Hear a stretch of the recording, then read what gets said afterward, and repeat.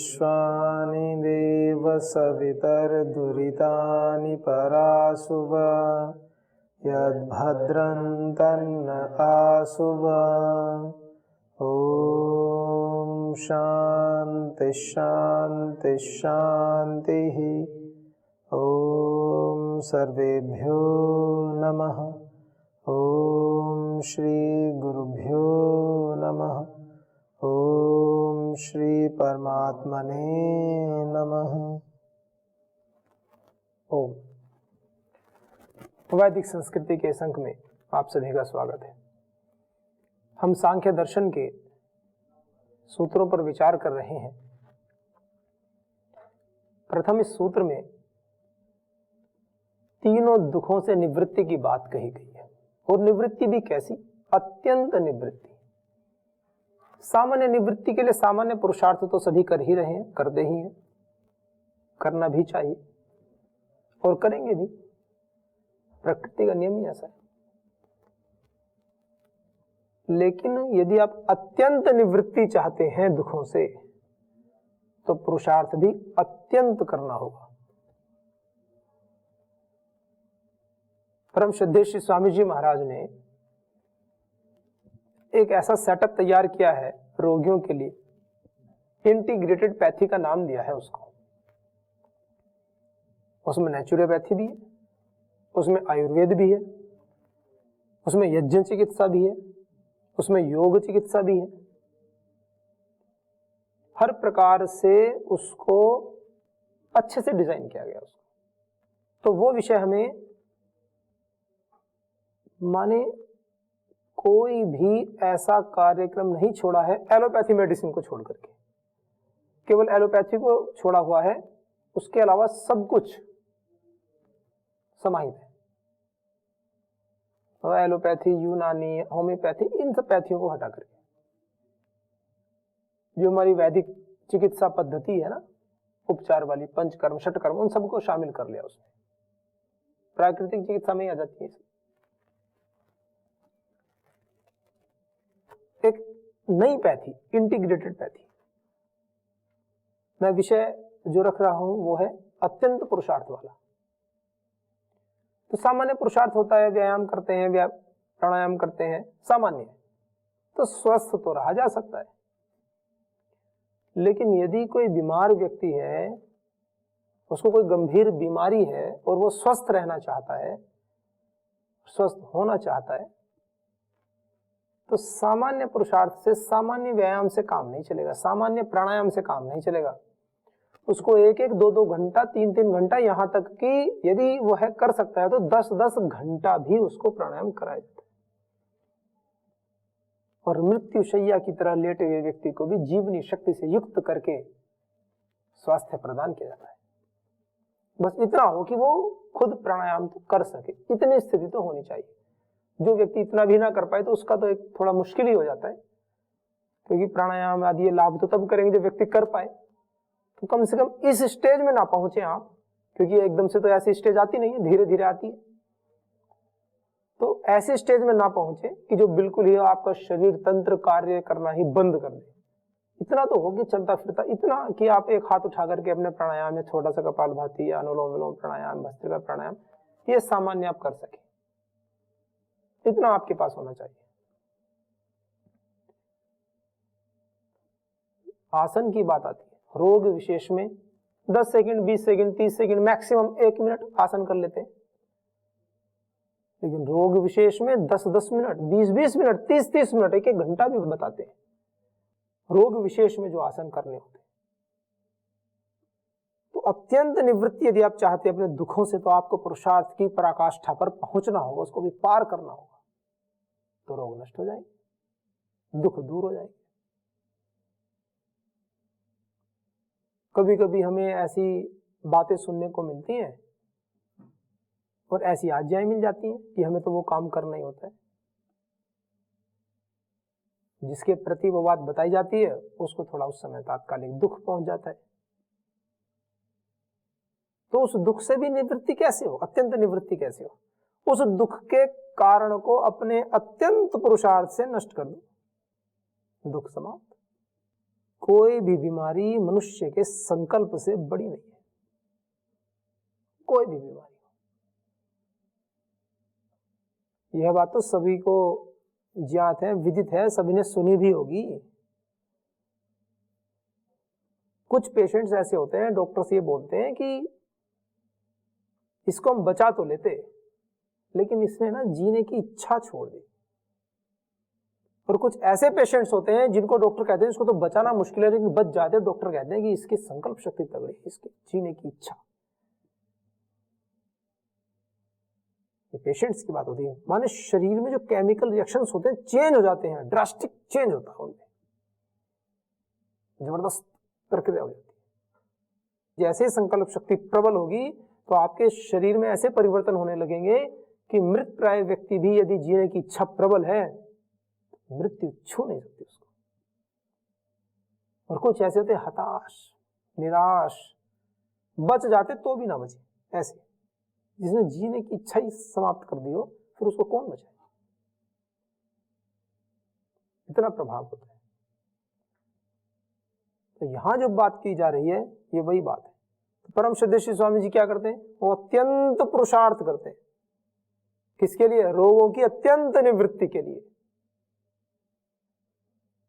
सुबह से लेकर के काढ़ा पिलाने से लेकर के यज्ञ चिकित्सा भी शामिल है इंटीग्रेटेड पैथी में।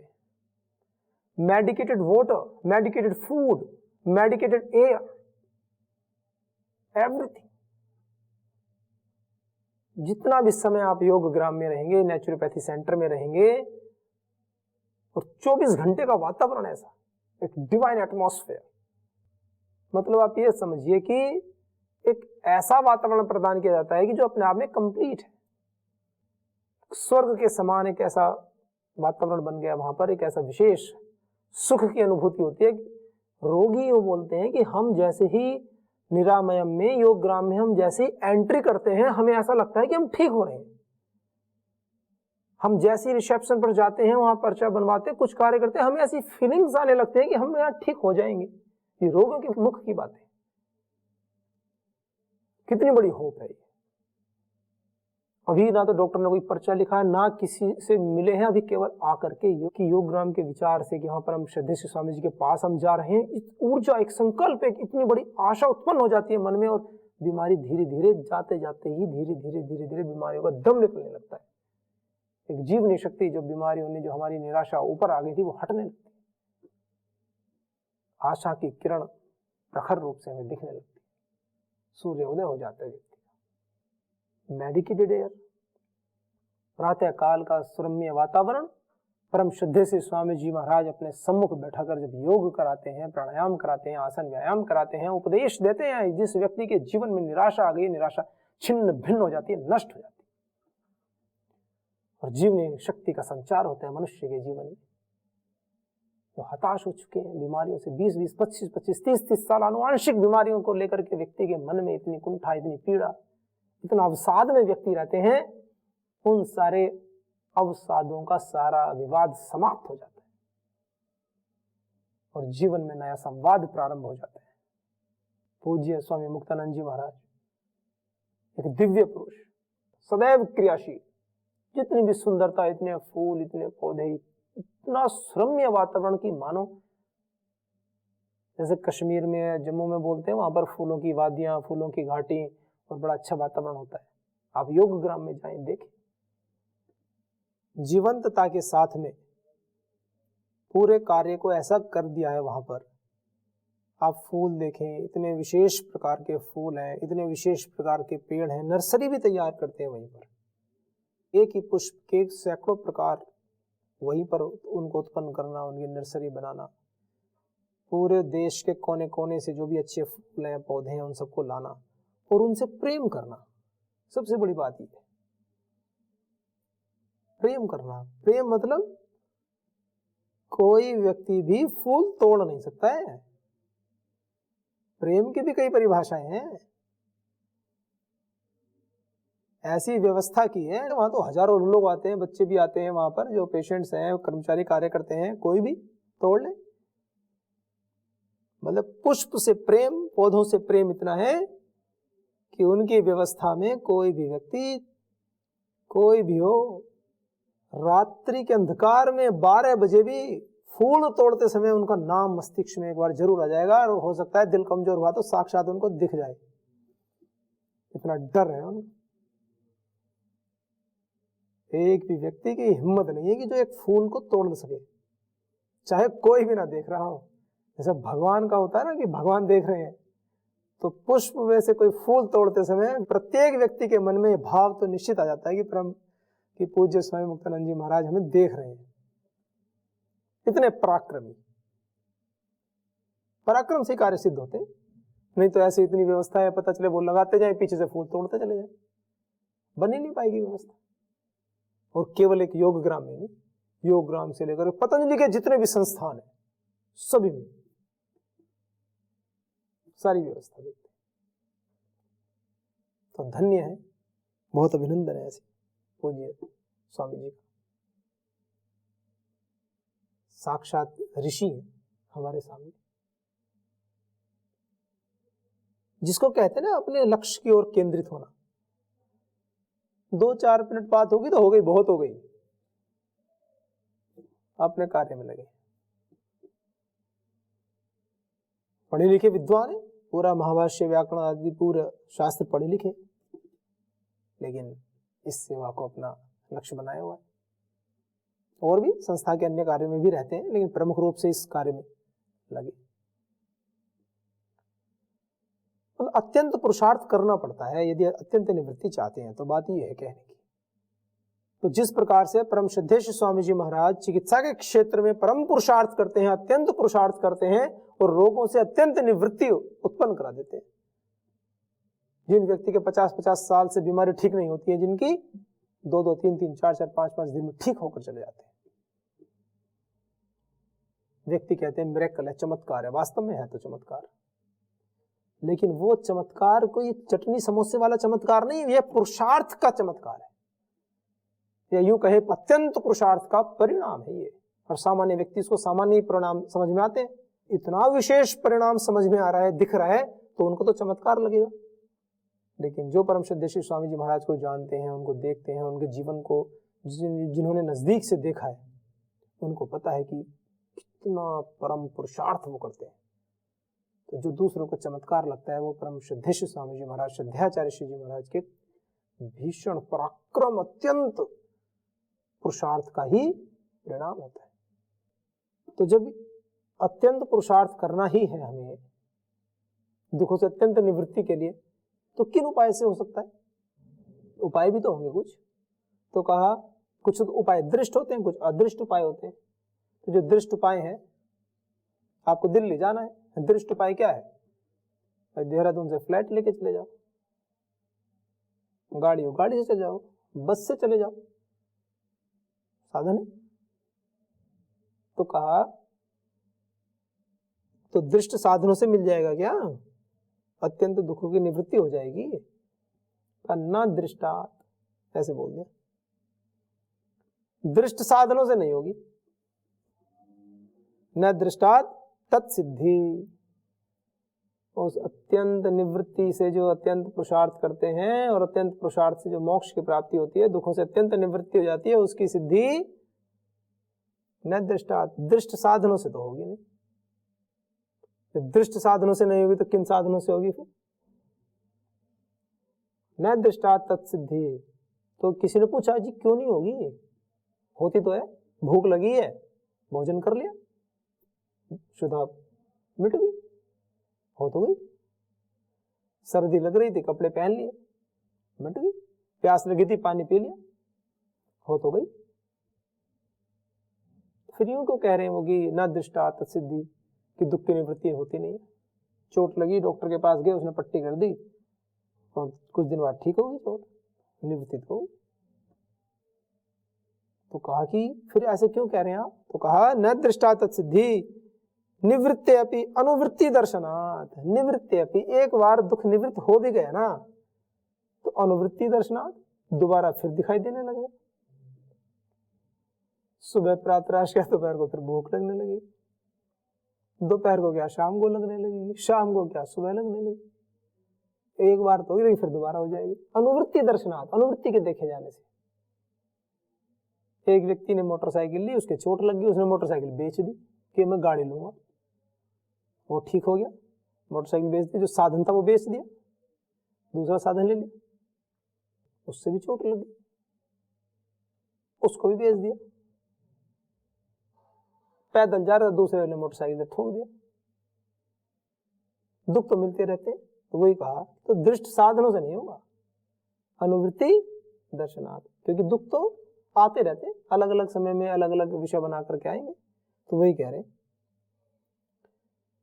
कि एक दुख के निवृत्त होने पर ऐसा नहीं हो सकता कि दुख मिलने समाप्त हो जाए, अन्य दुखों की अनुवृत्ति तो होती रहती है, अलग अलग प्रसंग में अलग अलग दुख आएंगे। तो यही बातें बता रहे हैं वो। एक दूसरे याग है, एक तो दृष्ट उपाय में भी दो प्रकार के उपाय बताते हैं, एक साधारण उपाय होते हैं, एक वैदिक उपाय होते हैं। साधारण तो लौकिक उपाय, धन पैसा, धन कमाओ, अर्जन करो, साधन संपत्ति लो, आगे काम बढ़ाओ। एक वैदिक उपाय होते हैं यज्ञ और याग, स्वर्ग कामो यजेत, स्वर्ग की कामना करने के लिए, स्वर्ग सुख विशेष की कामना करनी। क्यों करनी है? दुखों से निवृत्ति चाहते हैं, तो उससे भी समस्या हो जाती है। यूं कह रहे हैं चाहे तो वैदिक पद्धति से कर लो, चाहे सामान्य लौकिक कर लो, लेकिन अत्यंत निवृत्ति नहीं होगी, ये कह रहे हैं दृष्ट साधनों से। तो किसी ने पूछा कि जब दृष्ट साधनों से सिद्धि नहीं हो रही है, न दृष्टातत् सिद्धि निवृत्ति अपि अनुवृत्ति दर्शनात्,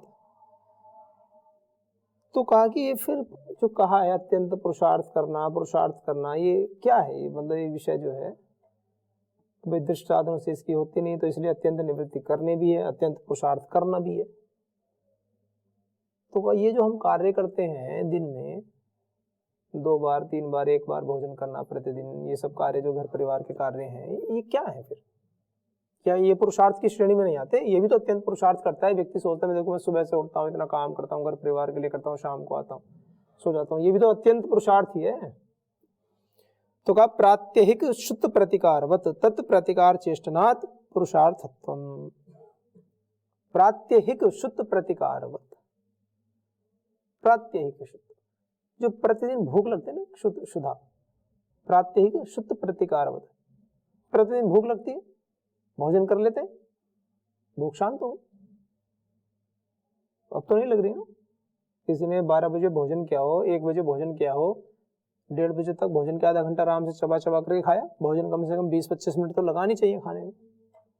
भोजन करने में कितना समय लगाना चाहिए? 20 से 25 मिनट लगानी चाहिए, है ना? हाँ, उससे क्या होता है ना, अच्छे से चबा चबा करके खाओ। बहुत सारी बीमारियां ऐसी हैं जो फिर होंगी नहीं। ये जो भगवान ने मशीनरी दी है ना शरीर की, इसके अंदर कैपेसिटी है, क्षमता है 400 वर्ष पर्यंत और उससे भी अधिक काम कर सकती है मशीनरी। वो दयालु है, करुणाशील है, वात्सल्य से भरा हुआ है, तो प्रेम स्वरूप है।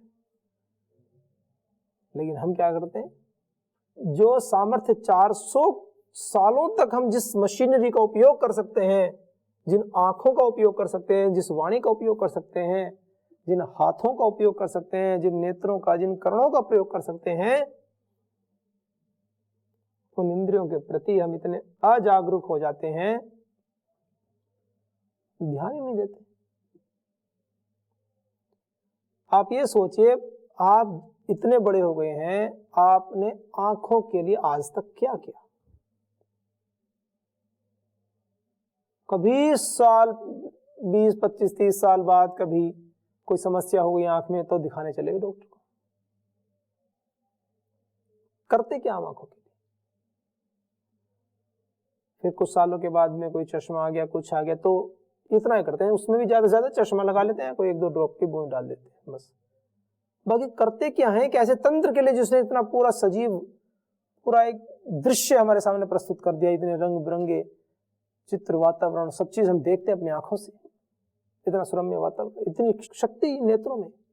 सूर्य को भी देख लो, चाहे चंद्रमा को देख लो, व्यक्ति को देख लो, सारी चीजें एक साथ इतनी स्पष्ट दिखाई देती है। हम कर क्या रहे हैं? खुद चिंतन करो, हर बातें कोई बताने की नहीं। हम श्रोत्र इंद्रिय के लिए कर क्या रहे हैं? हम नासिका के लिए क्या कर रहे हैं? कभी ऐसा होता है कि हम कोई नियम बना लें ऐसा कि रविवार में एक बार तो एक इंद्रिय को ले लें, एक सप्ताह में एक बार तो नंबर आ जाए एक इंद्रिय का, कि भैया आज शाम को हमें मुंह में पानी भर के आंखों से ठंडे पानी से आंखों को धोना है, उसके बाद में गुलाब जल डाल के उसको रखना है, या दृष्टि आई ड्रॉप, सौम्य आई ड्रॉप डालनी ही डालनी है, सप्ताह में एक बार तो डालनी ही है, बिना समस्या के। समस्या होने पर नहीं है, स्वास्थ्य के नेत्र ज्योति बढ़ी रहे, हमें करना ही करना है, हमें आंखों वाले व्यायाम करने ही करने। सप्ताह में एक बार तो करें, सालों तक सोच के देखो, जो करते अच्छी बात है, उनके लिए निषेध नहीं है। मैं कह रहा हूं 20-25 सालों तक भी ऐसे ही बस परमात्मा ने दे दी, चली जाए। भोजन करते हैं तो भोजन कभी इस विचार से करते हैं कि ये नहीं, आंखों के लिए ये भोजन उचित है, इसको कर लेना चाहिए। वो तो बन रहा है, एक सामान्य भाव में बन रहा है, बस सब खाते रहते हैं। विशेष कि सप्ताह में तो एक दिन ऐसा हो जिसमें आंखों की दृष्टि से जो आवश्यक चीजें हैं, गाजर आदि है, जो भी है, उसको अधिक मात्रा में हम करते क्या? परमात्मा को दोष देते।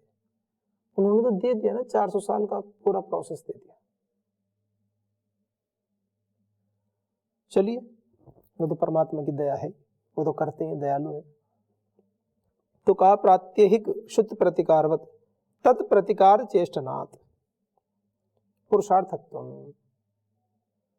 तो कहा कि पुरुषार्थ भी क्यों करते हैं? कि पुरुषार्थ जो सामान्य पुरुषार्थ एक होता है, वो क्या है कि भाई जैसे हम भूख लगती है, ये कहा ना इसमें प्रात्यहिक शुद्ध प्रतिकारवत, कि प्रतिदिन की जो भूख होती है उसके प्रतिकार के लिए हम क्या करते हैं? जैसे कि भूख लग रही है, भोजन कर लिया, भूख शांत हो गई।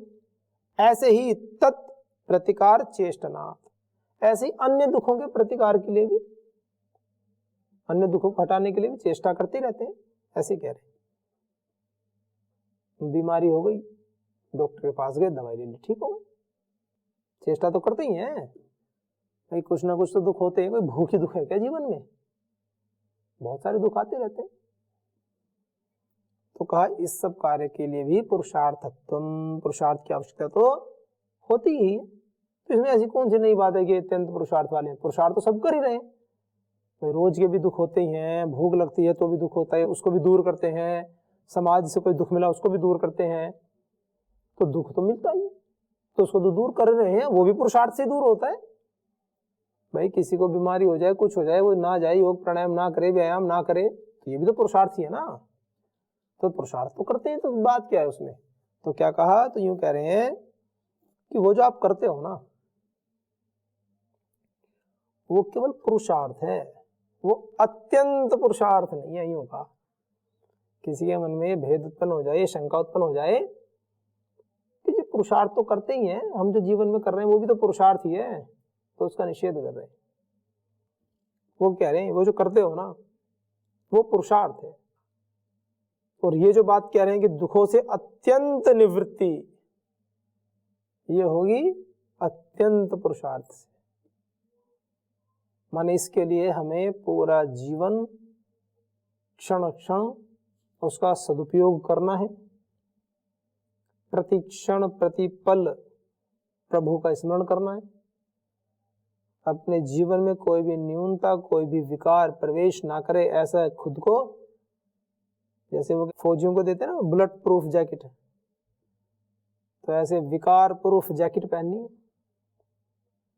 और विकार प्रूफ जैकेट कैसे मिलेगी? गुरु की शरणागति से।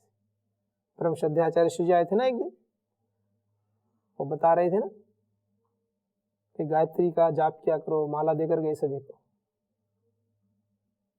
तो सदैव आपके पास एक शक्ति सदैव विद्यमान रहेगी, आपके मन में सदैव ये भाव रहेगा कि मैं अकेला नहीं हूं, मेरे साथ भगवान जी है, उनकी मंत्र की शक्ति मेरे साथ है। तो यही तो जैकेट है, ये विकार प्रूफ करेगी आपको। बाहर से कोई नेगेटिव थॉट आएगा भी, तो चूंकि आप तो देदीप्यमान ब्रह्मचारी, देदीप्यमान आप हैं, ब्रह्मचारी हो, भाई हो, बहनी हो, जो भी हो, आप सब मंत्र है, अपना तो असर दिखाएगा ही। और गायत्री मंत्र को तो महामंत्र कहते हैं। तो ऐसे हम सभी अपने जीवन में पुरुषार्थ तो करते हैं, और इस पुरुषार्थ से वो बात नहीं बनती, बस ये बताना चाह रहे हैं सामान्य दुख की निवृत्ति तो हो जाएगी, प्रात्यहिक शुद्ध प्रतिकारवत, ये तो कह मानते हैं कि भाई जैसे भूख क्षुधा मिटाने के लिए करते हैं वो भी पुरुषार्थ ही है, लेकिन उस पुरुषार्थ इतना मात्र करने से आप कहो कि हमें तो स्वर्गलोक की प्राप्ति हो जाएगी, अत्यंत दुख की निवृत्ति हो जाएगी, तब नहीं होगा। पहले एक बात बताई थी ना कि वो कुछ कहते हैं हम भी तो भक्त हैं, हम भी तो भगवान की पूजा करते हैं, कि मोटरसाइकिल पर बैठकर आगे से जाना और बीच में मार्ग में मंदिर पड़ा, बस मंदिर की तरफ मुंह देखा और ऐसे झुका दिया। मंदिर की तरफ देखते हैं और ऐसे झुका लेते हैं, कुछ ऐसे कर लेते हैं। अब बाइक चलाते हैं हाथ तो जोड़ेंगे नहीं, थोड़ा सा ऐसे धीरे से श्रद्धा से गर्दन झुका देते हैं, फिर सोचते हैं कि हमने कर ली भगवान की पूजा। ठीक है, पुरुषार्थ होगा वो, लेकिन वो जो है ना अत्यंत में नहीं आएगा। उससे आप सोचो कि हमें मोक्ष की प्राप्ति हो जाएगी, हमें स्वर्गलोक की प्राप्ति हो जाएगी, केवल निकलते हुए तेजी से ऐसे गर्दन झुकाने से वो इतना ठीक है, आपकी श्रद्धा है, अच्छी बात है, बस प्राप्ति नहीं होगी। वो तो अत्यंत पुरुषार्थ करना पड़ेगा, और एक शेड्यूल बनाना पड़ेगा आपको, अपने जीवन को ही पूजा की तरह बनाना पड़ेगा। सभी अपने जीवन को अच्छे से बनाए, सभी के जीवन में शुभ का आधान हो, शुभ घटित हो। इन्हीं शुभ भावों के साथ आज के अंक को विराम देते हैं।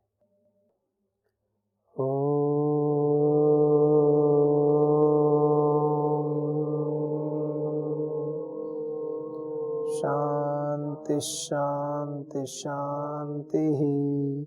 ओम श्री गुरुभ्यो नमः। ओम श्री परम ऋषिभ्यो